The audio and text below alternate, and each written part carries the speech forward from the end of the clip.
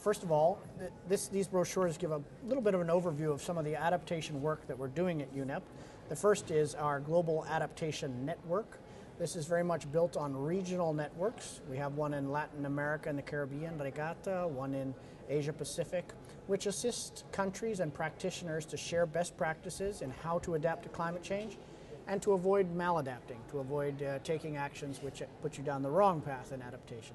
So it's a mechanism for sharing amongst practitioners of adaptation. Right. Before you go on, maybe just an example of maladaptation. Sure.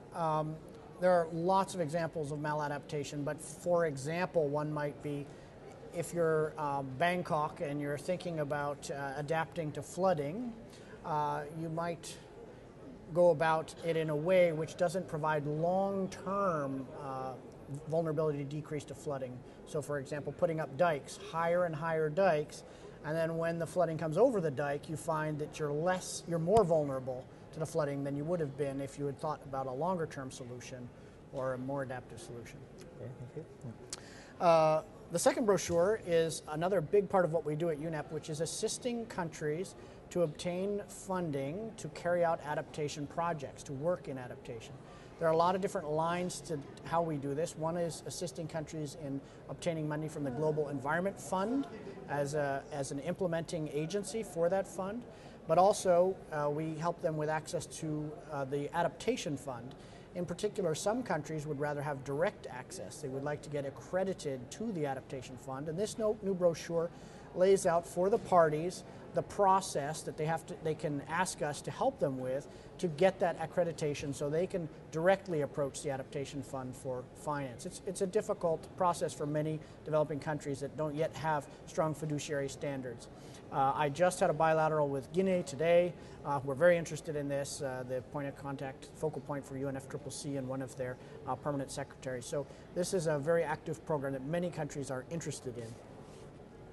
Finally, this is really the cornerstone of our work on adaptation at UNEP, is looking, and also with many other partners here at the meeting, is looking at ecosystem-based approaches to adaptation. So here the idea is if you have lack of water, you might consider building a dam or a micro dam to provide water for a local population.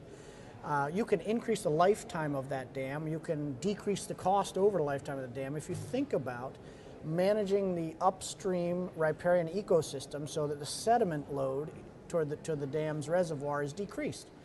So this is a kind of example where, yes, there are some concrete, I'm using that word in both senses of the term, adaptation actions that can be carried out, building seawalls, building dams, but often you find you can increase the effectiveness of these concrete actions by tangible ecosystem-based approaches, managing the nearby ecosystem in such a way that it also helps reduce human vulnerability to climate change. Right. Well, I mean, the ecosystem approach is often something, and often measures adopted by people on the ground, people who live in those communities, as I understand. So, I mean, how much negotiation, how much consultation needs to be done? Does more consultation need to be done with the people who understand quite often their own ecosystem before adaptations are sometimes imposed from on high? Absolutely. So the last thing we want to do is parachute in solutions.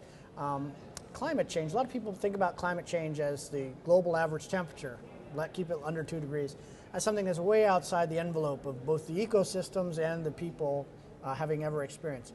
But many of the things we're actually adapting to are things like local floods, local droughts, local impact of storms at the coast, and these are things where ecosystems and communities do have long-standing ways of adapting, of ensuring resilience. And so part of this ecosystem-based adaptation is tapping that natural resilience of ecosystems, and part of it is showing multiple benefits. So, specifically to your question, if we plant a lot of mangroves to reduce vulnerability to sea level rise, we also have to ensure that the local community owns those mangroves and wants those mangroves for all kinds of other reasons, for their livelihoods.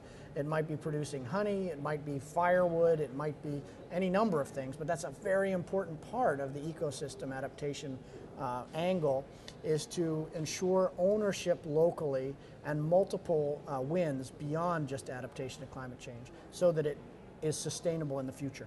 Right.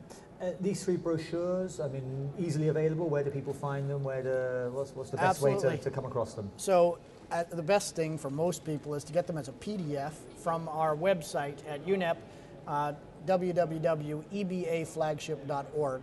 Also, if you come by our booth here, you can get them in hard copy, but most people don't want to. We do have a paper-free meeting here, so we've only brought a few copies, and we really encourage people to get the PDFs and also see the interesting other material on our website.